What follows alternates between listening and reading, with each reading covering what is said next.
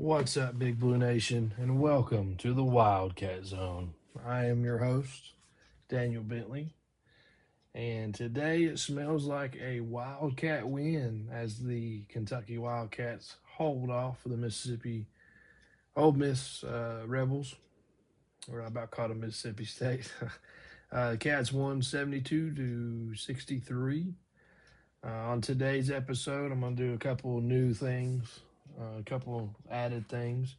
I'm going to obviously go over my review on the game from this past Saturday against the Ole Miss Rebels. I'm going to hand out my MVP award for this game. I'll also hand out a Spark Plug award for this game. And I've done it the past couple times. I feel like it's stuck. And my third one is going to be the game sealer play of the game and player. Since we've been having some close games, we've had some guys making some plays that end up sealing the deal for us to get the dub. And the last thing one of the last things I'm gonna talk about is Travis Perry getting booed in Rupp Arena and on his return. I've seen a lot of mixed reviews about that online, whether it was a good thing or a bad thing. I'll give my opinion on it. And the last thing I'm going to preview our upcoming game Tuesday against the Vanderbilt Commodores at 9 p.m., a late game for the Cats in Nashville. So starting off this game, I mean, it was an ugly, ugly game. I mean, starting off early, guys were not hitting shots. They were whistles being blown every play. It seemed as if you could look at somebody the wrong way and get a foul called on you. Some of the calls were warranted and good calls. Others, it was like, really, come on, let these guys play a little bit. But first half thoughts. I mean, this whole game was all about defense, right? And the defense that we've seen is the down and dirty defense that we've been playing. The catching bodies, blocking shots, clogging up the paint. It's the kind of defense that we've needed and that they have worked on. You can tell just by how they play with multiple different players. We got some good minutes from Brandon Garrison, good minutes from Diabate. Defensively speaking, we had good minutes from them. And that's what we need, you're right. But the first half thoughts, I mean, it was a back and forth game like we've seen pretty much not really all season, but since we started conference play. And it was the tone was set early that it was going to be a rock fight. But coming up on our first award, our Spark Plug Player of the Game is Jasper Johnson. It seemed as if whenever he come in the game, he checked in for Aberdeen. He come in, banked in a three, and that lit Rupp Arena up, man. It's like it sparked everybody else to start stepping up, and especially defensively. After we busted that three, they decided to clamp down on the other end. If they weren't going to make shots, they better prevent them, and that's the type of play that you seen. So he is our Spark Plug Player of the Game. It happened in the first half. Normally it's been happening in the second half, but for this game, it's been the first half, and it's the second time in the first half that Jasper Johnson has had this type of playing level where he becomes a spark plug for the rest of the team. If you remember a couple weeks ago down in Knoxville, he come in and brought us from a 17-point down to 11 points down before the halftime there in Knoxville. So second half, Cats come out. It's still going to be a down and dirty, rough, hit them in the mouth kind of game. Get your points when you can get them. And it's just defense. Defense just thrives. I think under pressure, these guys do a lot better than what we've seen in the past. And yes, we've had different coaching. I get a different coach, different players, different teams, but this team, I think their identity is to play hard defense, to play with their backs against a wall. It's like they thrive under pressure. They have ever since conference play, with the exception of Alabama and Missouri. But I mean, we still battled back against Missouri. We even battled back against Alabama. They just got away from us. Bama was hitting threes, and we made some dumb decisions against Missouri that caused us to lose. No communication, but in this game, it's just defense. It was a block party up there in Lexington. Even though the snow was coming, the Rupp Arena was packed. They had something to cheer for. It was a block party. Marino was getting blocks. Diabate was getting blocks. Garrison was getting blocks. I mean, it was a block party. I mean, in total, we only had 6 blocks with our bigs. But to double that, or really not even double that, but the whole team together had 45 rebounds altogether, defensive rebounds and offensive rebounds. Altogether, the whole team had 45. And that's what we need to win. Guys getting the ball back when we miss a shot, or not getting the ball back on defense and then getting the ball back while we're on offense. I like this whole tipping out to guys staying back and catching it and busting the three. I like that type of play. It's been done to us multiple times back in the Calipari era. Like, teams that we knew would shoot threes a lot, like Vanderbilt, Alabama, Auburn. They'd always have a couple guys stay in the paint and knock the ball out. I'm glad that we're kind of adapting that with Coach Pope and his coaching staff, because we got guys that can clearly shoot the three, and that can knock them down when they're open. I think the stat that they gave in the game was Kentucky has the highest 3-point percentage in the SEC, or highest made 3-point percentage in the SEC, which is what we've been hearing all summer with Coach Pope and this team. This team can shoot, and I mean we're coming in clutch in tight situations. But this whole game was just just defense, playing without fouling, and I mean, and that was kind of hard in itself, right? I mean, the refs were calling fouls on both teams.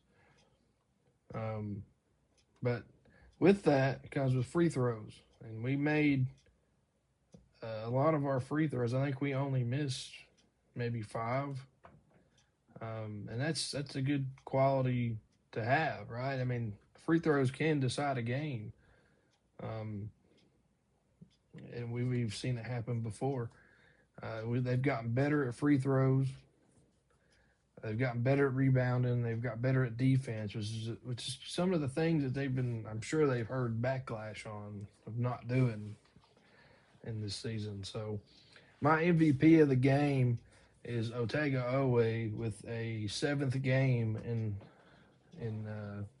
his time at Kentucky of double figures with 23 points.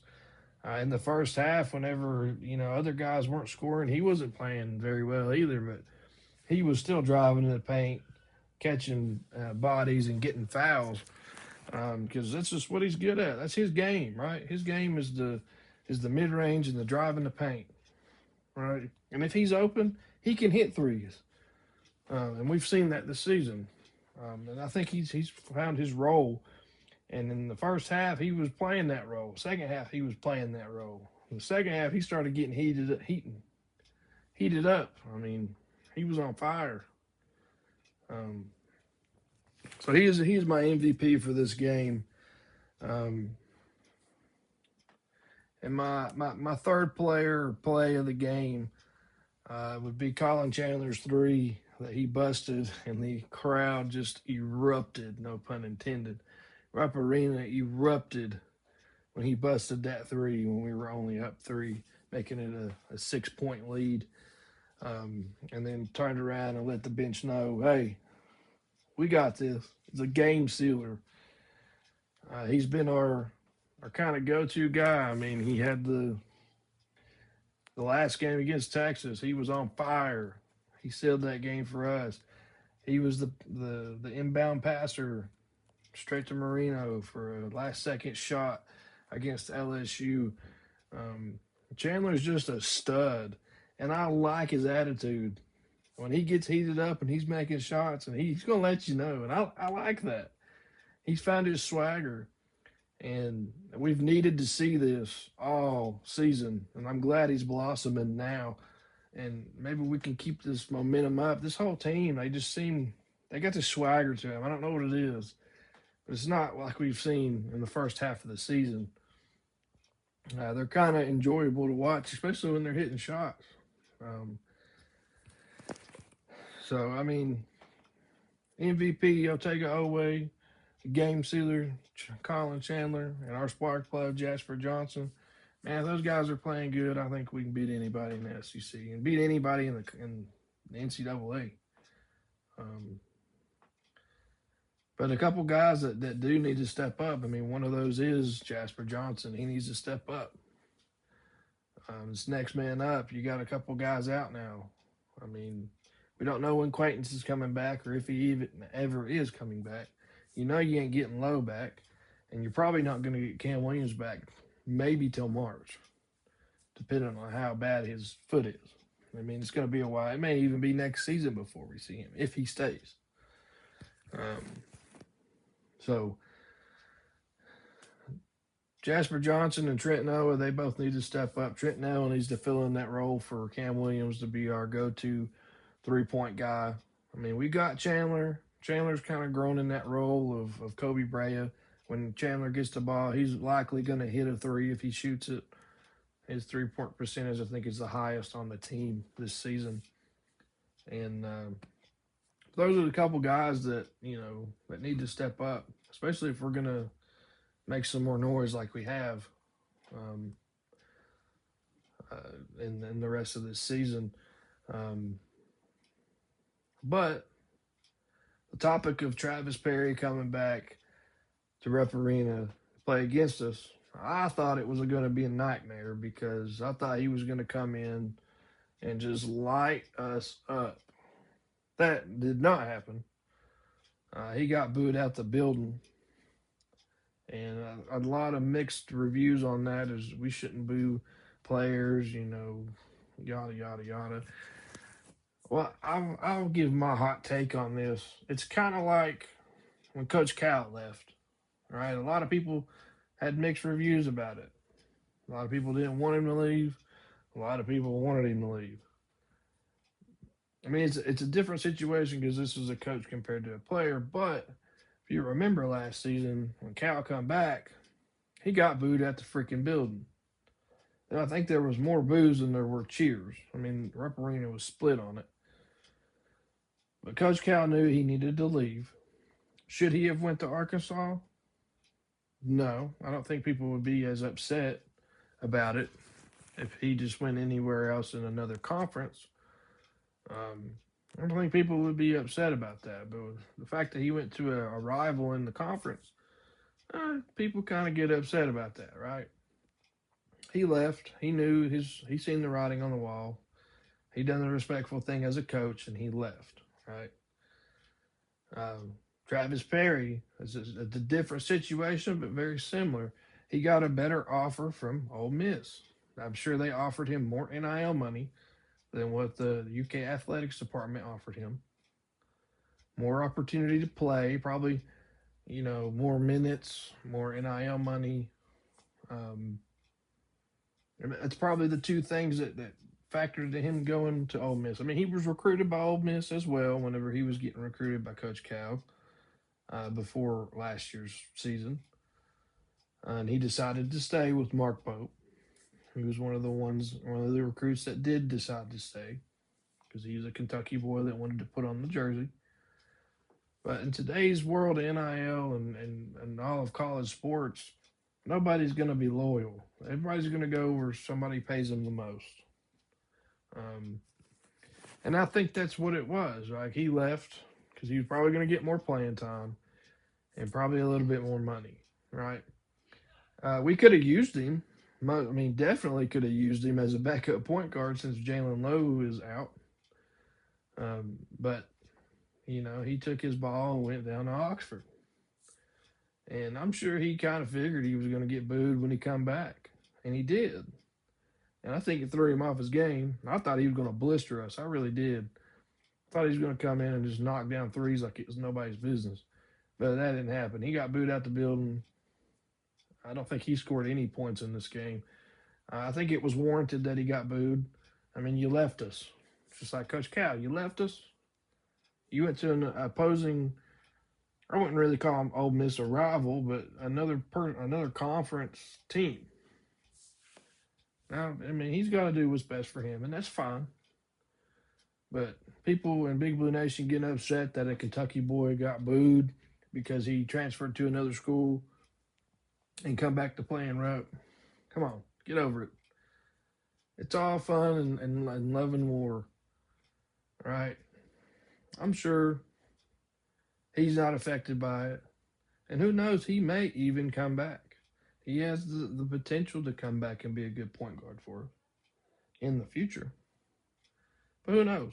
Like I said, all these athletes are going to go to wherever they can get their best opportunity to make money, get playing time, and, I mean, finish a degree that they can have something to fall back on if they don't make it into the pros. So that's my hot take on that. I think he kind of deserved it. I think he kind of expected it. I don't see why you wouldn't. I mean, come on. Let's be real here. This is Big Blue Nation. You betray them, they're gonna let you know. Previewing Vanderbilt on Tuesday night, they averaged 4 guys in double figures in games. They got a unique offense. They can shoot the three. They can also get it in the paint. I mean, they were undefeated before they played. It was Texas that broke their streak. They were undefeated. Of course, they didn't play as hard of a schedule as most of the other teams in the SEC. But they did beat Alabama after Alabama beat us. So, I mean, I don't think they're a team to be messed with. It's always hard to win in Nashville. I think they have the second most closest winning record against. I wouldn't really call it a win-loss record, but they're the second closest of all time against the Cats in the SEC.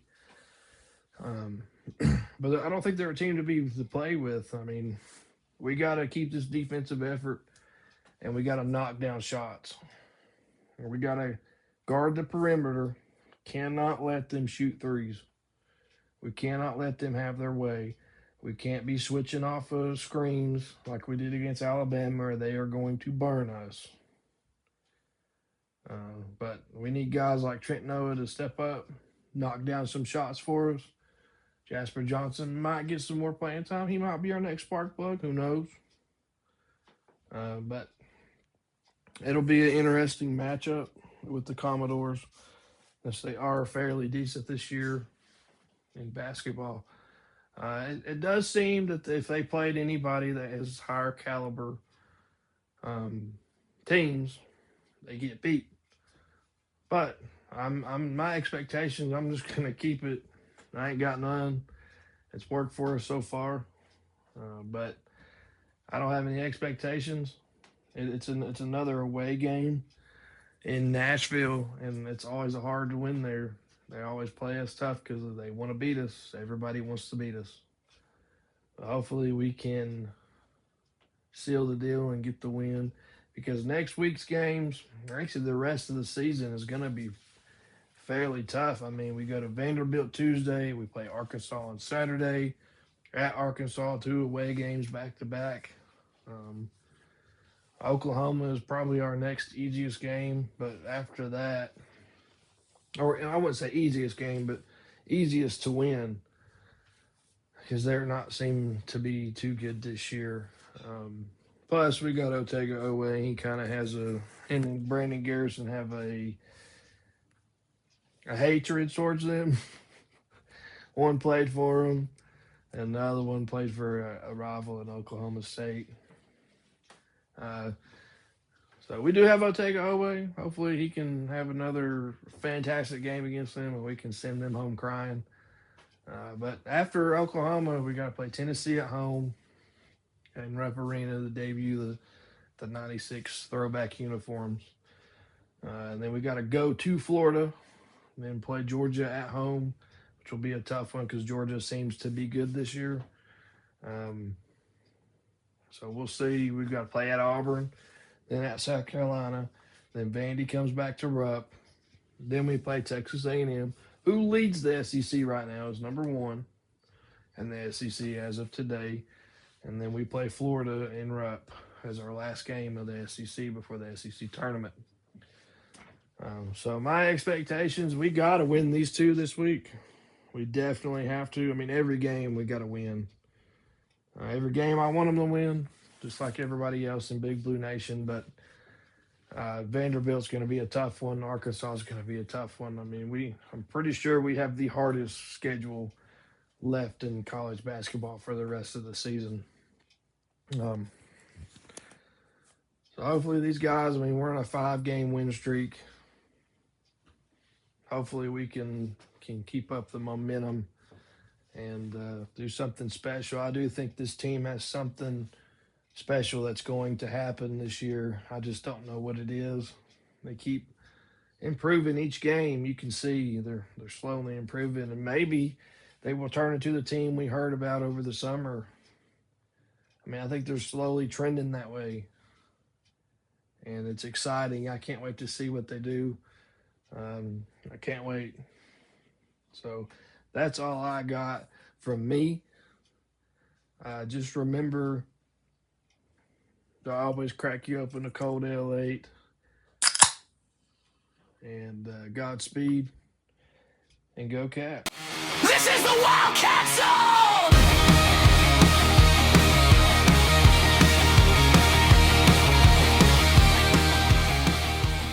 What does the Wildcat say?